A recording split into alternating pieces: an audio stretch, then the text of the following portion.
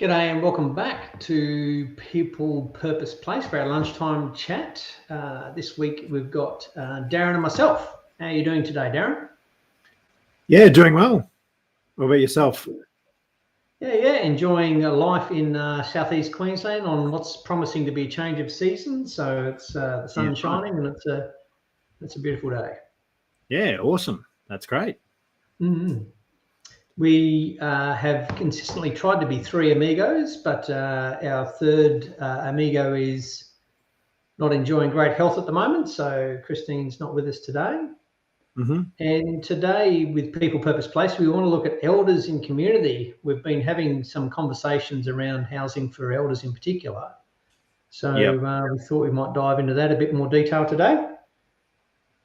We've had some interesting stats and interesting conversations in this space, Darren. You ready to jump in?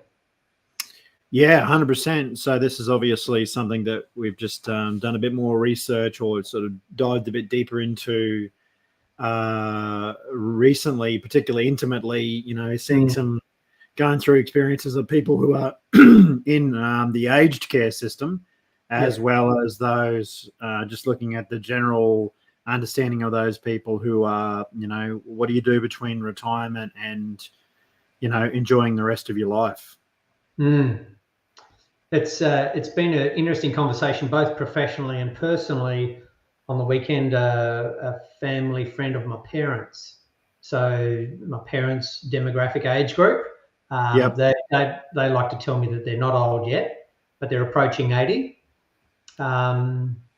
Good effort. But they know some old people. Yeah, right. And a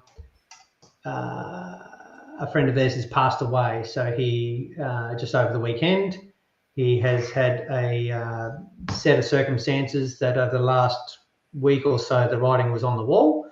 And Saturday night, he's passed. And that's, has been informing some of our background conversation that I'm taking this research and going back to my parents and saying, hey, have we thought about this and have we thought about that? I live remotely to them. So, I'm in Queensland and they're in South Australia. So it really does take time. And it's probably one of the hard parts with this conversation in general, isn't it? Because, we know that the stat is out there that 80% of the people don't make the decision to go into aged care. Correct. In this situation, someone's passed away, whether they were in aged care or didn't even get to aged care. But these things quite happen, quite quickly. You go from being everything's fine to everything's not fine in a short period of time. And we're not out having these conversations. And that probably is actually a really good segue into our check-in question to some extent, because it's only when it becomes personal that you start to think about these things. Or like us, we live in the space and we start to go, well, this stuff is real. And some of the stuffs today, if you took some time to ponder on, you would be quite heavily impacted by. And I heard the point that made me think about that in the last week was also that I was watching a Joe Rogan podcast, and he made the comment that humans think they're the center of the universe, and one of the reasons he thinks that is because of the fact that with so much light pollution out there, you never get to see the planets and the nebulae and the billions of stars in the sky. Humans don't see that. So you become so focused on you in the universe that you don't ever stop to ponder, wow, like we're a speck in the overall scheme of things. And it was for me a very good perspective maker. That here we are so focused on ourselves that we need something to distract ourselves and realize, hey, the universe is not spinning around us, and we're not the only person going through that, and maybe we need that wake up call occasionally to have that view. I think it's very healthy. There's a risk that those things could become a morbid obsession as well. So there's that healthy balance between the two extremes. Maybe we need to have the conversation openly and clearly and in a psychologically safe way without being burdensome and bogging ourselves down in it. my parents need to live their life, and they are doing fabulously well, enjoying good health and doing some activities that are fun and interest them and engage them on a daily basis. But maybe Dad shouldn't be climbing on the roof. So there's a level at which we probably should be tempering this conversation rather than thinking about the world ending. So we wrote down a check-in question for today. Why is aging in place something that's wanted but not actually happening? Darren, do you want to have a go at that? Yeah, I mean, when we were preparing for this chat, one of the things I started to look at was, the stat that 75% of people want to be where they live existing, and the two things that jump out to me are, because we've been spending so much time in having this conversation, is that the word aging is getting in the way of the conversation. So that's the first biggest obstacle we have.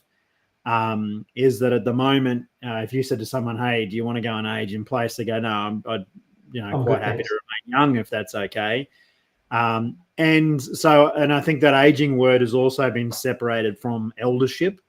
So we don't have the conversation about the benefit of our elders within our community. So there is this language problem which gets in the way. And I think the second part of it is a little bit of what we talked about: is no one's planning until they're not planning.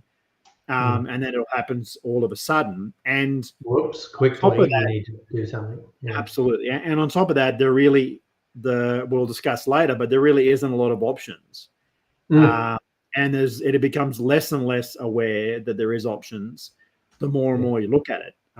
So, I hear of, people now talking about, let's just build a fund for, $20 billion a year so we can fill this, and unions getting involved in conversations and all sorts of crazy stuff. You go, seriously, guys, all of this is right in front of us. And we're clutching at, massive, ridiculous outcomes. So what about yourself? Why is aging in place something that's wanted but not actually happening?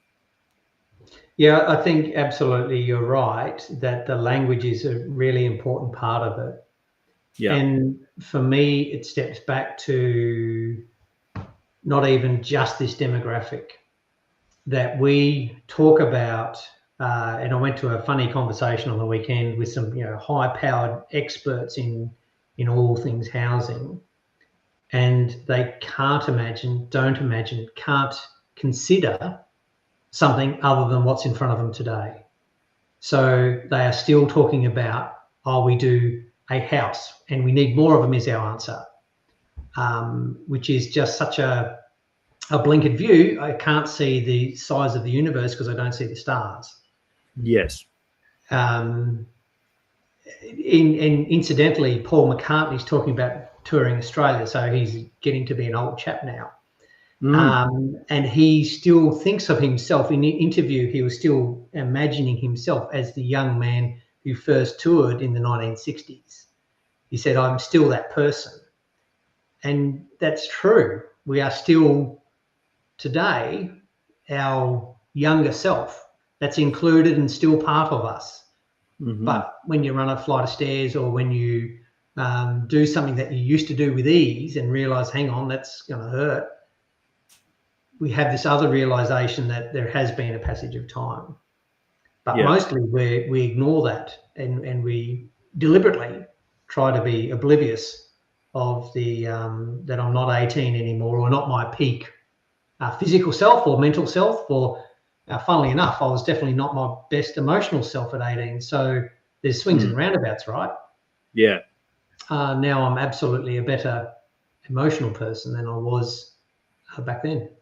So it's not all decline. And maybe that's, to start the conversation, is this elders and wisdom have an enormous reserves of experience and kindness and compassion for others, having traveled and experienced the broader world, that is immensely powerful and something that we want to retain and access and to tap into if we can.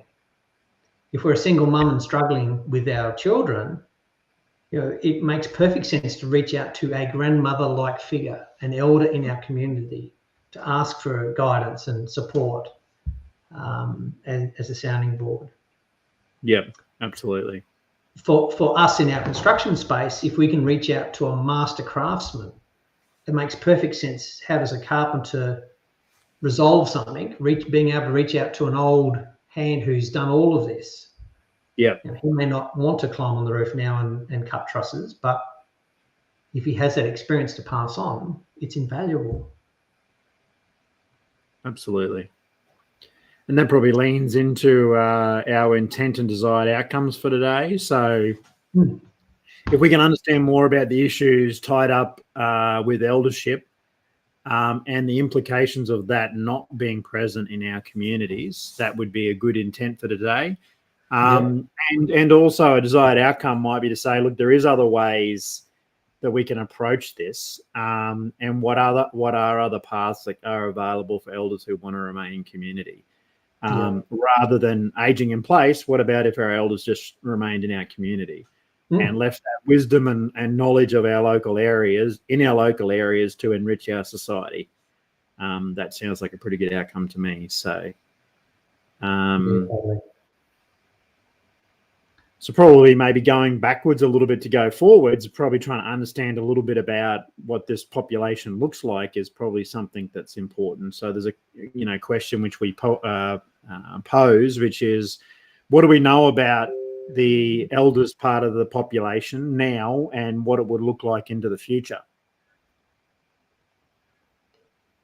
Yeah, so I guess we've been digging around in this space to understand what exists today, and recently there's been a Royal Commission into eldership and aged care that is, and this is true over the history of time, that there's any number of reports and research into specific areas.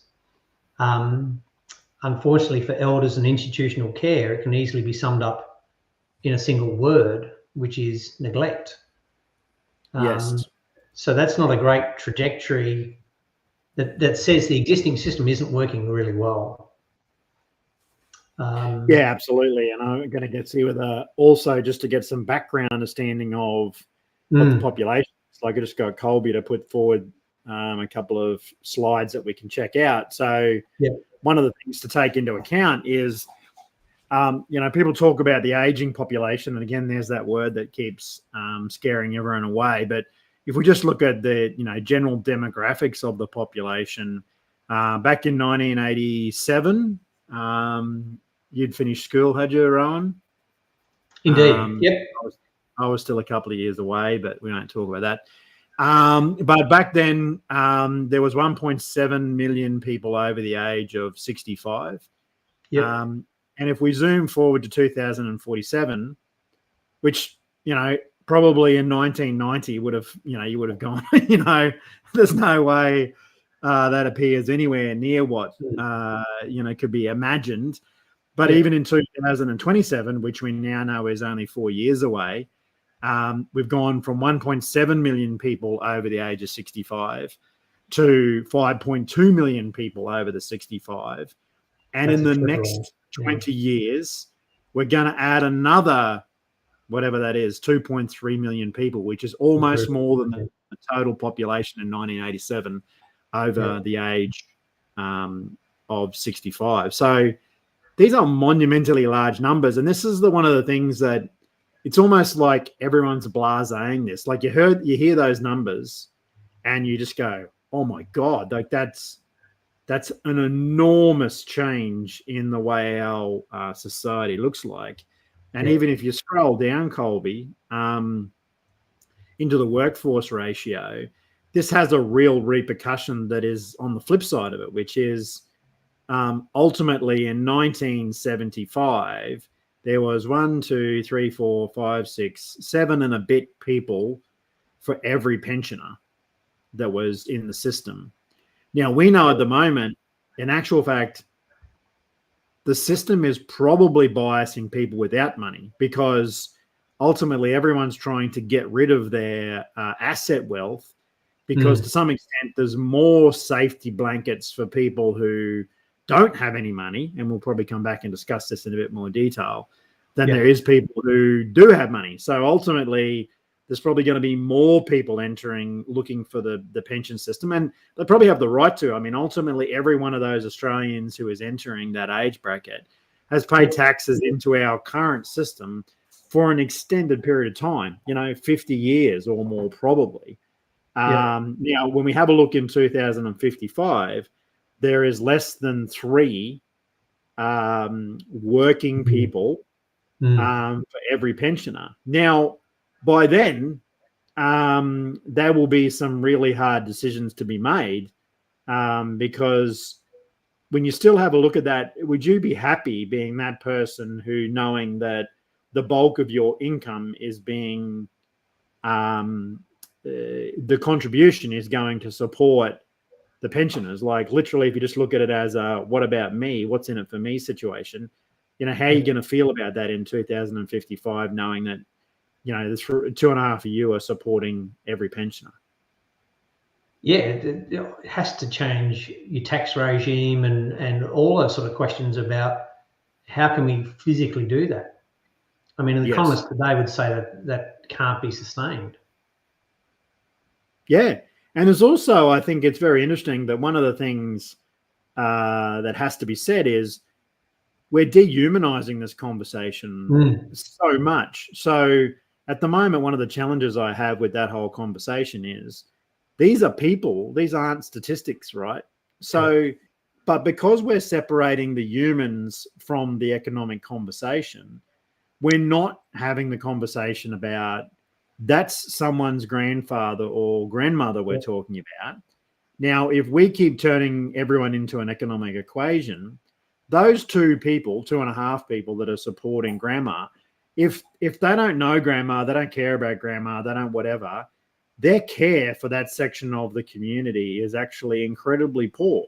Now, we've already started to see this. So with your research in regards to and reading the Royal Commission, what did it tell us about what happens when we lock up our old people? Nothing good. Like, some of the raw data is confronting and understandably really uncomfortable. But the headline, or one of the headline statistics, is talking to a person who has 30 years experience in the Queensland correctional system and talking about the rates of elder abuse and harm in our aged care facility. Their response was those incidents of harm and abuse in aged care institutions is higher than it is in the correctional service. Okay, so you're saying that they were mentioning that those rates of assault are higher in an aged care facility than they are in our jails? Correct. Unbelievable. And the hard part with some of that is and we'll probably have a talk about this as time rolls on, but we've been talking to an aged care insider and we want to speak to lots of people about this, but who's living that experience inside an aged care facility. Now, generally, let's talk about the really cold, hard facts about aged care facilities. And people get confused about all these things. Retirement village is very different to an aged care facility. So an aged care facility is when there is no possible way to look after yourself generally, and you end up in a care facility which is not a hospital. So we understand that the 3 biggest factors towards people ending up in aged care facilities are carer fatigue, e.g., the person who's looking after mum or dad just is worn out. And that very typically, is the eldest daughter. Yeah, So absolutely. She gets unduly burdened and can no longer maintain that. Yeah. And then we know the second biggest factor is dementia. And then the third is incontinence. So obviously you have this situation where no one wants to be providing that level of care to someone who you have been intimately involved with all of your life, right? So Mm-hmm. people end up then getting put into aged care. Now, the horrible statistic that no one wants to talk about is that once you remove the human connection between people, which is what everyone is seeking at a desperately human level, then what happens is the reality is most of these people pass within 2 years. I think 18 months might even be the number. And some of the stats that come out about how many people actually get personal family visits is, less than 5 or 10% of people. And some of the anecdotal evidence says the people who are getting regular visits are First Nations elders and Greek elders, which is interesting, which is a bit of an indictment of how we see eldership in our society, that potentially two of the cultures that have always valued it incredibly high, e.g. they built a Senate around it, and Indigenous cultures who understand the idea of the innate wisdom that comes from elders. But other than that, people aren't getting anything at all. So, and I think we'll come back to aged care because we're talking, it's good to have this distinction because this is the bit that happens after. We know that it's a very short period of time, but there is this big swathe in between when your working life is finished and when you end up in aged care, which is that true definition of a medical response to something that has occurred when people can no longer look after you. And that change in our population demographic has also massively influenced expectations from when things like the superannuation and working week were first introduced. People didn't live past 65 as a retirement age. So the actual numbers of people getting to 65 was the exception rather than the rule.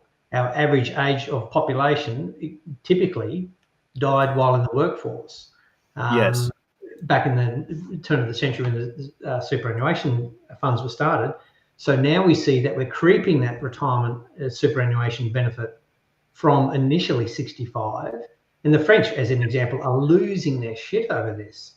They're completely gone, and they're from a lower number. But in Australia, we've gone from 65 to 67. And absolutely, we have to increase that retirement age further still. Yeah, because, I mean, just the sheer economics of all of that, say, if there's no possible way that we can have that population supported, then elders are just going to have to remain in working positions longer, which is crazy. We've got to this position where we can't survive without it, like that we have to remain in the workforce because people just can't survive. And one of those biggest, coming back to what People Purpose Place does, one of those biggest encumbrances is where do you live? Because that's going to be on two factors. One of it is, I think there's necessarily a big concern for a lot of people. One about, I think the stat is something like 70% of people would rather live and remain as elders within their community. It's something like 70%. But if there isn't that option or there is no mechanism for you currently, then ultimately people end up, going to whatever is available. Now, some of that is the fact that people want to make sure there's care in your general location. And in regional areas, you have this situation that if you don't have a good healthcare system, that they feel like they need to move. And then when they need to move, then their options basically become fairly limited. So what are the other options? If you go, okay, well, it turns out we've considered staying where we are, but that's not working for us currently. What are the other options that people can have in regards to, solutions for themselves in between when they finish working and when they might end up in aged care? And one of the primary factors will be about the term is tertiary healthcare. So if we have multiple health complexities and into our elder years, maybe there's a knee, a hip, a structural issue with our physical self, or those higher levels of needs. And sometimes it's just a regular maintenance and checkup, but that doesn't exist in the regions. Mhm. So we see people being pulled from Mount Isa to Hervey Bay, or rural towns into the township of Townsville, which typically is a huge barrier to maintaining your community connection and physical relationships, because once you get beyond an hour, the likelihood of someone driving an hour to make a visit is really massively diminished, and that's always been the case for the history of time. If you get beyond an hour, people quite quickly drop off that commitment to go and visit and make the effort. Yeah. So you got this situation where if you can't stay where you are, quite often you're forced on two factors. You're going, hey, maybe the kids have moved out of the town, maybe maybe the tertiary healthcare system can't support me, so I need to move towns. And quite often they're being moved into or go into retirement villages, which might be clustered in areas where they have been sort of conditioned to do so. Because originally Hervey Bay, I think the idea with that was a milder climate halfway between a few climates. Lots of cheap, affordable housing generally at the time, and quite, then it had some healthcare systems that were designed to suit that demographic. Now we're seeing that that is no longer the case. Like, one of the biggest issues is the affordability-based stuff. That if you currently live in the regions and you want to sell your house, or you're in one of these disadvantaged groups that maybe don't have the disposable wealth to be able to do anything with it, you're sort of stuck between, one method, another method. I also see the retirement villages are moving away from a static leased retirement village into these transportable park things. What do you think that's about? So I suspect that's largely driven by gaming the rules for the infrastructure. So it's driven by shareholders' desire for profits in development companies, not the human outcomes. And we've seen instances of product that's a house built on a concrete slab described as a transportable thing. And the chances of transportable a brick veneer house on a concrete slab are snowflakes. Like, it would be uneconomic in the extreme. It would cost more to do than it would be to build it in a new location. And I think you're right. I think a lot of that comes with this idea that one of the challenges, and I'd imagine the developers are considering this as well, like, we just saw what happens after 2050. And if you're a long-term shareholding business, you're starting to think about, hey, what do we do when this all changes? And one of the beauties of the transportable park situation for a developer is that you still own the land, right? So the land itself is actually an asset which is retained by the developer, in difference to, long-term extended leases or whatever might be the case. So that does allow for one to move outside some of the restrictions created by the Retirement Village Act, but also it allows for some ability to think about the best return on your investment, as well as flexibility with what might happen with those options. And we're already seeing those options when people, owners of these assets, say, well, it's got to the end of life in this incarnation. I own the land. I'll ask all of you to leave the site. Now, for humans, and we've had a conversation with Jenny, who has a home of 18 years. It's absolutely possible for the owner to come to you and say, I own that patch of dirt, you must leave, with no viable alternative. And that's catastrophic. And she's talked about, the impact on not being able to provide a viable shelter for her daughter. So not even thinking about herself, but thinking about her kids and grandkids. If they need shelter and a cuddle, where do they go? And as a parent, that's just pretty hard to acknowledge, that that's where lots of our audience are. And I think this is a very good point, is that if you're not, like, say you have, and because there's so much wealth tied up in housing, if you don't know what this means, I find this really quite interesting that so many people, if you aren't exposed to this, you have no comprehension of what all of this means, right? So if you've bought a home and you now own a home, and you bought it in 1960 or 1940 or 1950 or even 1970, and you still have that asset, it's probably highly likely you own it. And it's probably likely it's doubled or tripled or some sort of number in value, right? Now, if you have that level of security, you still got issues, because ultimately we know that so much of this is means tested, but no one's paying any attention to that till it's all too late, and then you having to sell stuff under duress. But the people outside of that is a massively growing section of the population who are now under some duress. And the thing is, the next generation are going to be under more duress. So we've not only got the elders who are working through our population demographic, but the young people behind have no way to enter the market. So this problem we are only seeing, literally, we were talking about this ad nauseum more than a decade ago.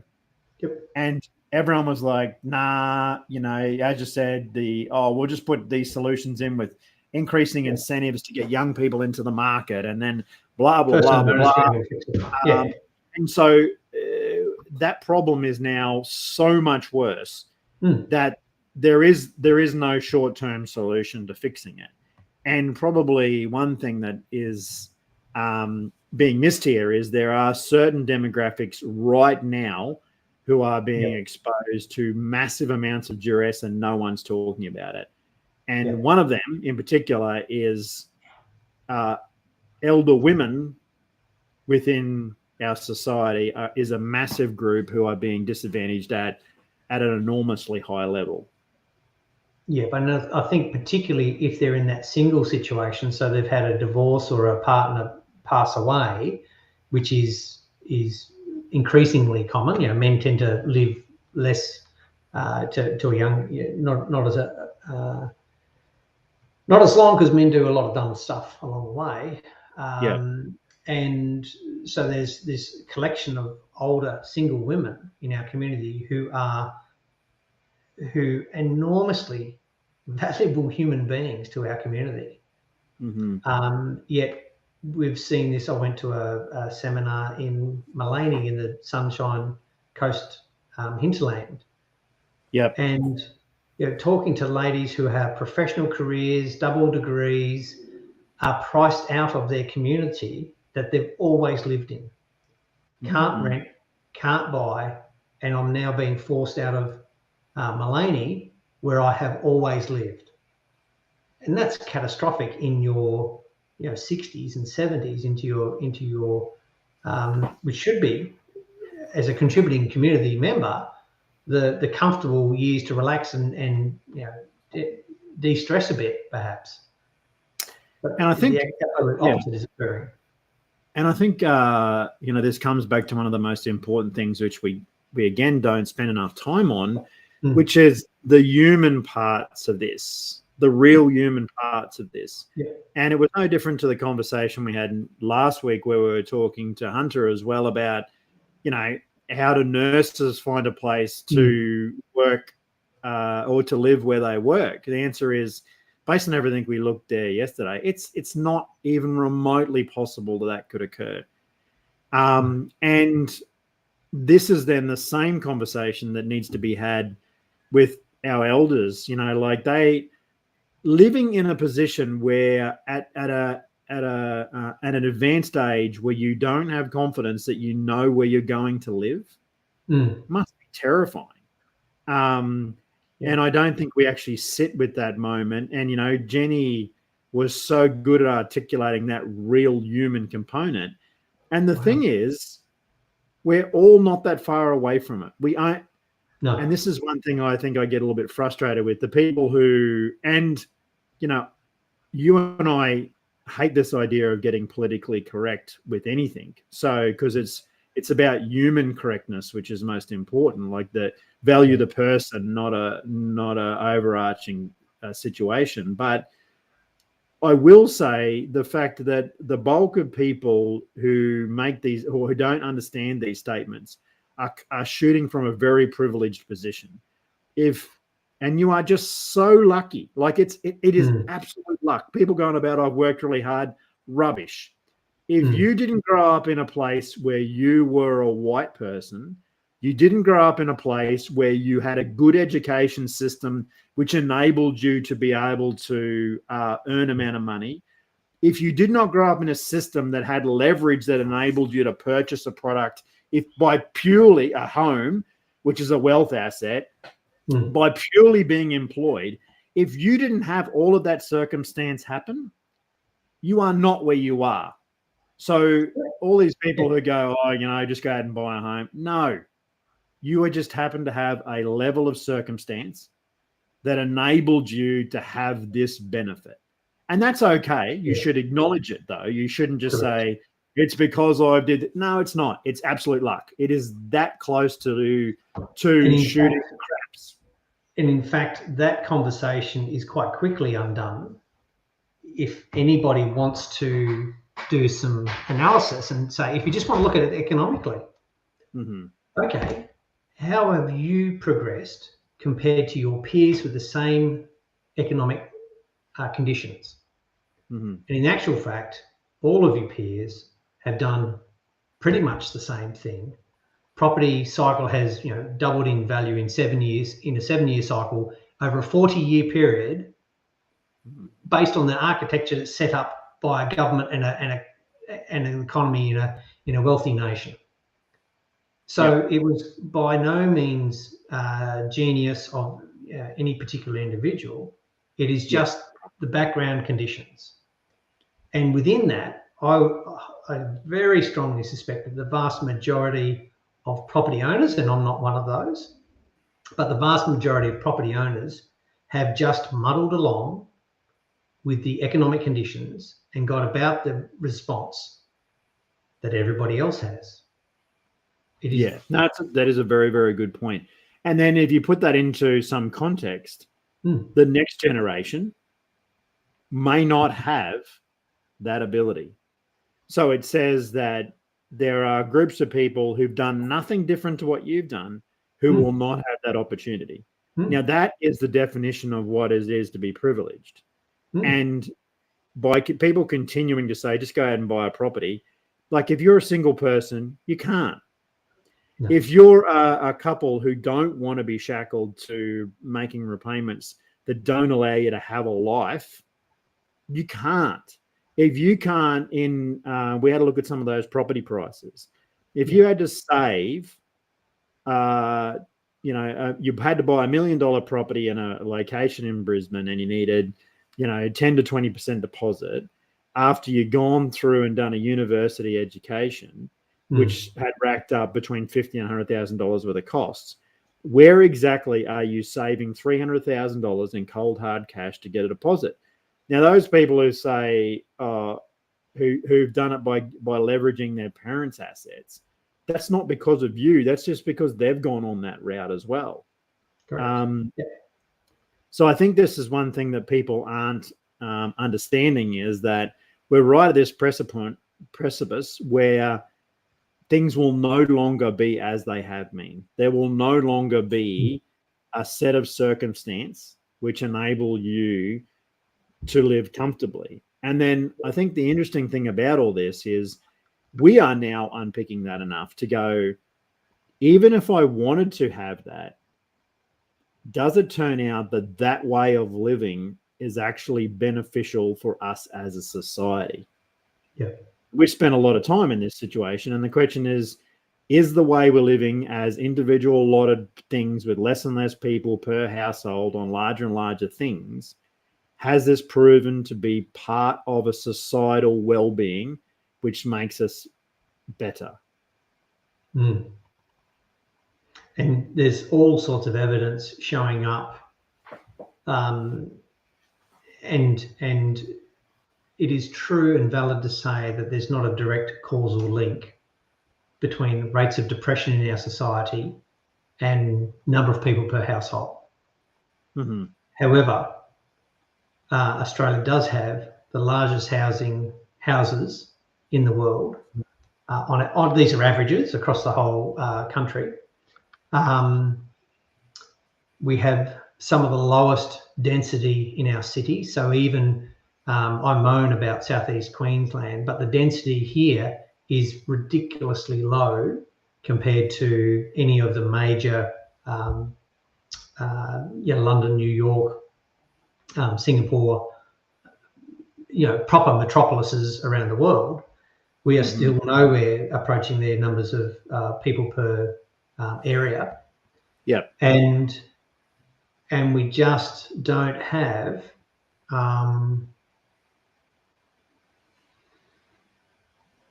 I've lost my train of thought. We don't actually have the No, you're right, because there is this even though we can't draw a direct link, we do know that we have this high level of affluence, which affords us to have the largest houses and with the least amount of people in them.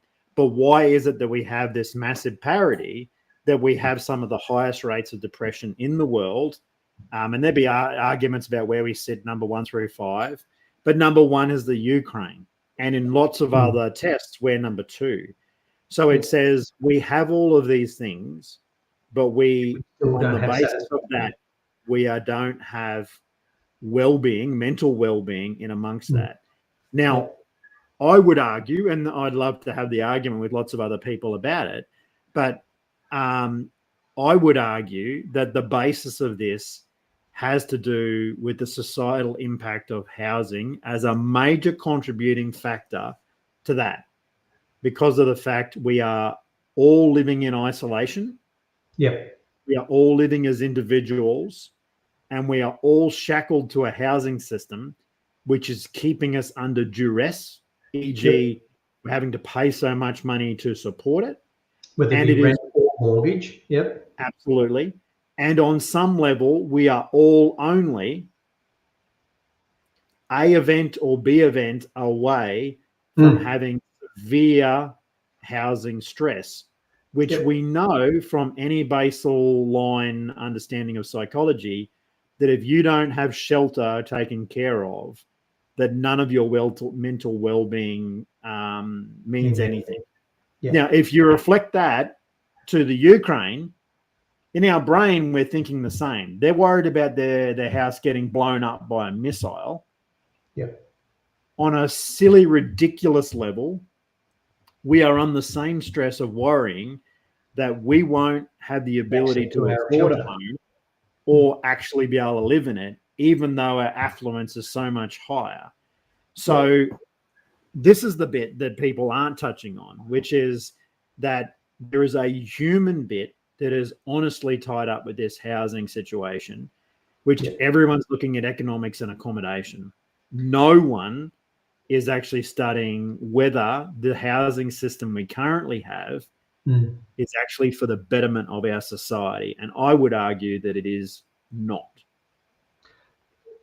I would be completely with you. And we can see any number of examples where taking the human element out of our aged care institutions has had catastrophic impact on our aged care.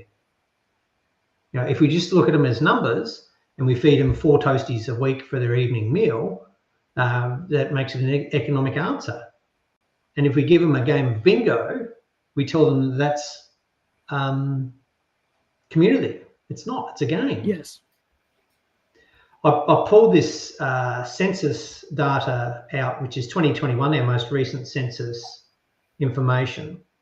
And some of the things are really interesting, where it talks about 2.5 people per household in our country.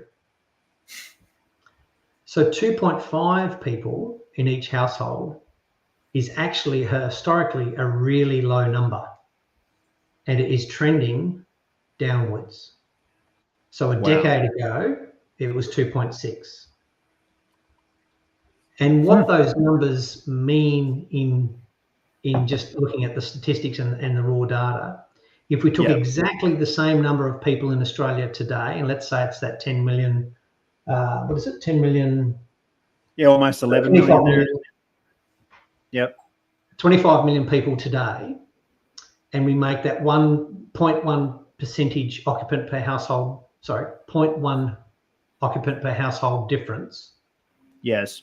So to go from 2.6 to 2.5, that's about 400,000 homes difference. Yep. We can't build 400,000 homes anytime soon. It would take us, at very best conditions, 2 years. Yep. And some of the supply conversation is talking about needing another 900,000 homes in the next decade. And I think what you said there makes so much sense. Like this, just those two little tiny, and there's probably lots of economists out there, a hell of a lot more intelligent than you and I are. But in rough round numbers, that even just those two small raw statistics destroys all of the conversation around increasing supply. Because if we have a situation where there is less people per household, literally we're building a house for every individual person. That's how bonkers that data looks like. Like that data is trending towards, let's just apply so that every single individual has a home. Like that seems to be the most bizarre way to fix a problem that I have ever heard. And this is a remote controlled garage door. They don't interact. We don't know our neighbours now. So if everyone's in their own dwelling, they take their car home, they go through a remote controlled door, they sit in front of the TV, press a remote to engage with the digital space, and there's less connection still.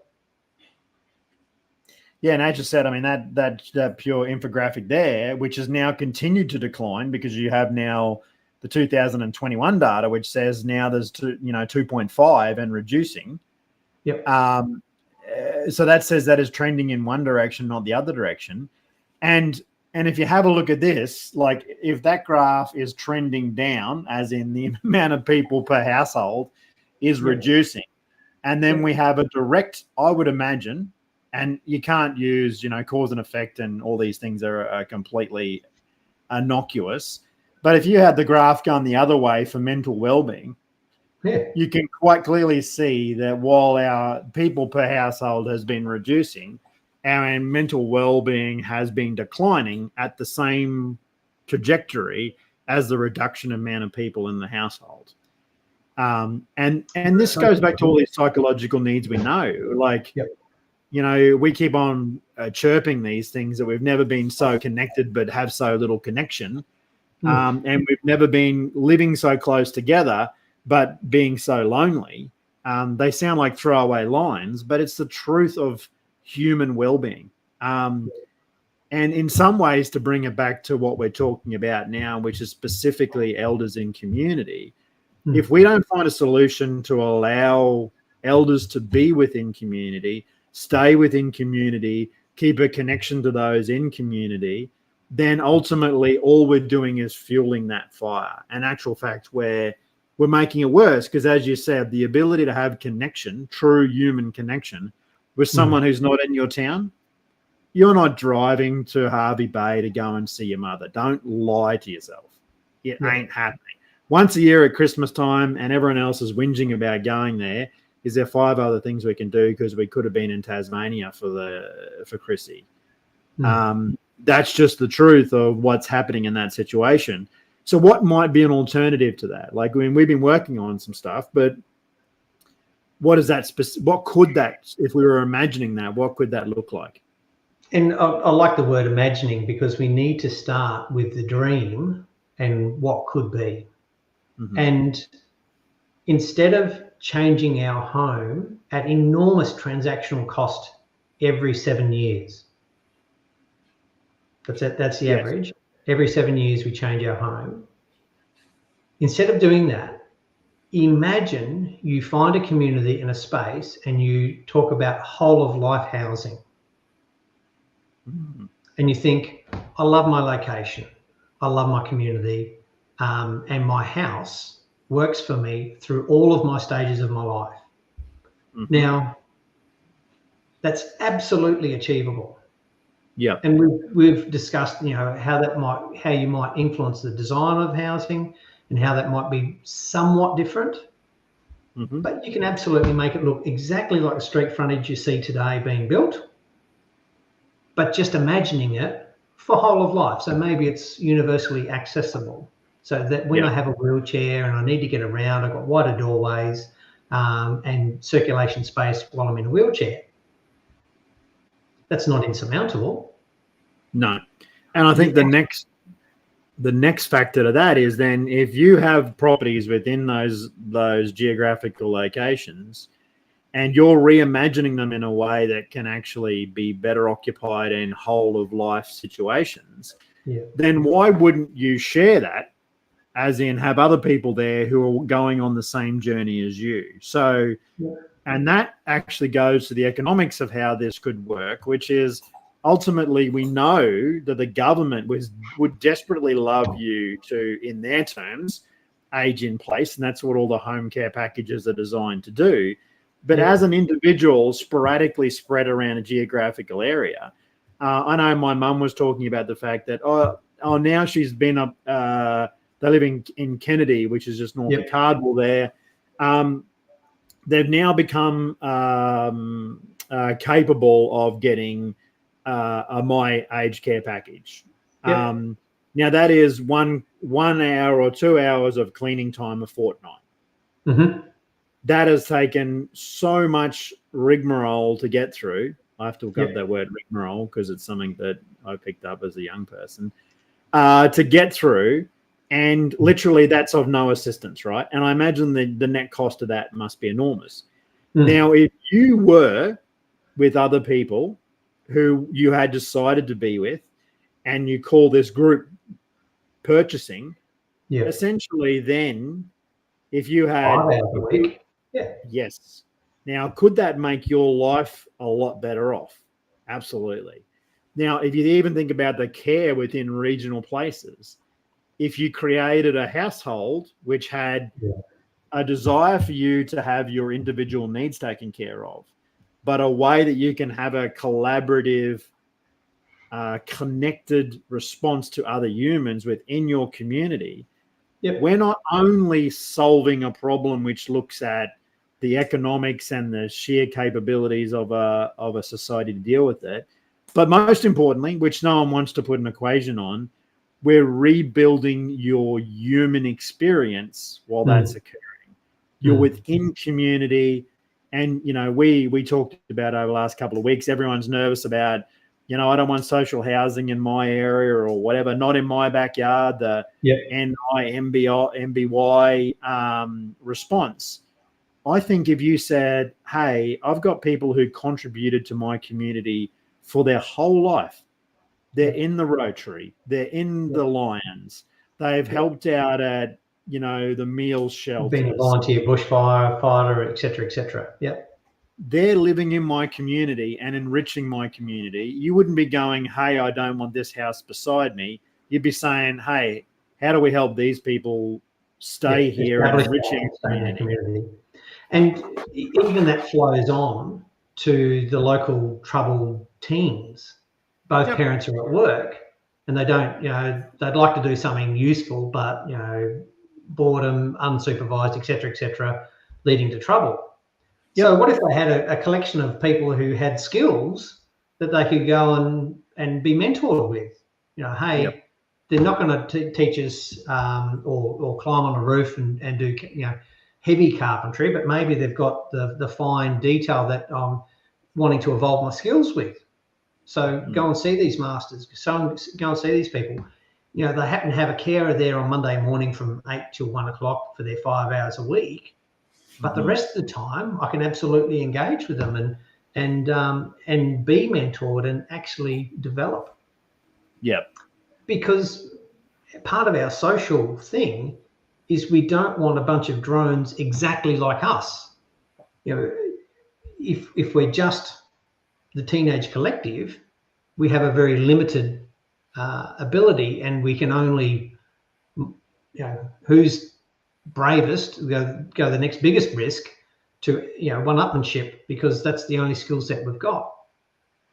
Yeah, and it's a crazy quandary, isn't it? We've created a housing system that has meant that both parents need to work to sustain a house, which means we have less ability to be able to spend time with our children. The children are getting wayward because they aren't getting as much one-on-one time with their parents, and we have this self-perpetuating circle that society is then saying, hey, these children are being bad, let's incarcerate them. No, you're getting it wrong. Let's fix our housing problem. And in the middle of that, you're rebuilding a societal network, which is, as you said, including it takes a village to raise a child. Yep. You're allowing the elders to be in there and pull them aside and say, I can't do that. I can't do that today. But, like when I was growing up, my dad used to pick me up and give me a good walloping across the behind because you're not being a responsible person. Yep. How do you take a step to be there? Oh, tell me about how that was and how that was different. Well, I'm having this problem and, these people are leaving me astray and I don't really want to do that. Well, yeah, I've had that as well. And then you get back to creating the societal conditions that can absolutely provide a change that can't be done by incarceration. No, I think all of the evidence of our existing correction system is that it just perpetuates more of the same outcomes. So once people interact with the corrective, what it most inappropriately named system, correction system, is that we perpetuate the same outcomes. And maybe that's as simple as wanting shelter and 3 meals. Yeah. I know where I can get that. Yeah. Like in your worst case scenario, that's your default mechanism. And that's how you get punished when you go outside and go, hey, I've now got to fight for a way to survive. Where if I get incarcerated, I've got to fight a bloke in the yard. But otherwise, if I stay to myself, I've always got shelter and I've always got 3 meals. I haven't seen too many people leave jail who seem to be overweight either. So it's not as much as people say they're not, well looked after. I'd say it's a hell of a lot harder for a person homeless on the streets of any of our cities than it is for anyone incarcerated. So, and that's a generalization, of course, but certainly it says, as an option, why wouldn't you do that? And this is probably a very important part that needs to be discussed. And this is why it's so important that we can start to show examples of how that could be. Ginroad is one example. We're hoping maybe we can look at some other options with some other people we're working with to go, okay, well, what would this smaller scale benefit to a group look like staying in community and allowing you to be elders within our community, both societally improving it, but also economically making sense. Like it just makes the thing that completely perspects me as I go, this all just makes sense. Like there is so much financial benefit for us to be able to look at these models. We just had to look at the supply side situation. It's got nothing to do with building more of it. It's got to do with using the existing ones in a way that's going to provide greater utility. That's just an economic discussion. And then over here, we have the biggest benefit, which no one wants to talk about, which is if we can rebuild our human societal connection, the benefit to everyone is on a scale that cannot be calculated. Yeah. If you kept people out of the corrections, interaction with the correction system, if you had those youth being their best self rather than lost and wandering in the wilderness, just one of those would be a great outcome. If we had 5 elders retained in community using their group buying power to access services and build services that the community otherwise won't have, just one of those examples is a great outcome. Yet we can absolutely multiply that any community around the country, which is why I talk about this as it is of national significance to deliver this kind of examples. And if we don't, understandably, we can only look to the toolbox, the options we have on the shelf. And the options we have on the shelf don't include this. So we're going to get more of what we've historically got, Yeah. which at the moment isn't working so well. 100%. And the last factor, I think, which, when we first started on this journey, which we were talking about, like we found these human benefits by basically going on the journey, starting from, how can individuals afford best practice housing? And the answer is you can't. Not only do people not have the desire, but financially it doesn't make sense. Yeah. And we started with the idea, but groups of people could absolutely afford then to say, well, we can share what best practice housing might cost because it will benefit us all in the long term. Yeah. And then the bit that we realized after starting on that journey was all of that means nothing for the benefit that happens when groups of people just find a better way to live in a connected life. Correct. And give themselves the space by not being burdened by housing to be the best version of them.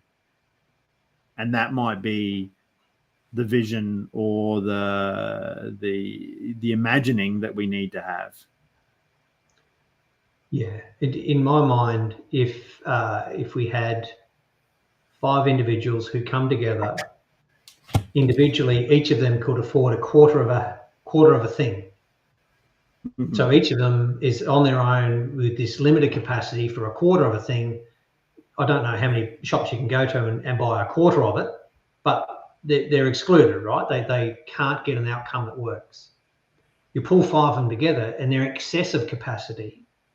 They use their group buying power to get a high performance version, which is the high performance for them. So it's not, it doesn't have to be racing red or whatever someone else perceives high performance would be. Yeah. But then they're comfortably achieving it within their own means, whether that's rental or ownership or however that needs to look, for them to thrive. And having thriving households in our neighbourhood is a good thing. Less incidents of DV, less incidents of vacant housing, a thriving house in our neighbourhood, we all want. Sometimes we get a bit upset about our neighbour who's too good and too smug and too whatever, but that's a good thing if they're doing well. Yeah, I think that's a beautiful term, and I can resonate with the word thriving, and I think that's something that we need to aspire to as giving people the space to be able to thrive and be the best version of them. Yeah. And I think housing has a massive role to play in that. Totally. It's fundamental to all of our well-being is stable, secure shelter. And not having that is now upsetting more and more of our community. And that's not healthy. Absolutely. I think that might actually be a good spot to pull us up for today. Well, let's continue the good work. I really appreciate the time to have these conversations, Darren. Thank you for your thoughts and input, and let's continue the good work. Absolutely. Thanks very much, and I will maybe even have next time a little bit of a next week after getting the spades out, hoping to prepare Gin Road for a start. We can have some catch ups on what that might look like. Yep, that makes good sense. Awesome. Champion, sir. I'll definitely be passing the gratitude on to Christine, and I won't want to hassle her while I'm up there, but certainly wanting to send all the good mojo we can in her direction. Absolutely. Take care. Thank you, sir. See you later.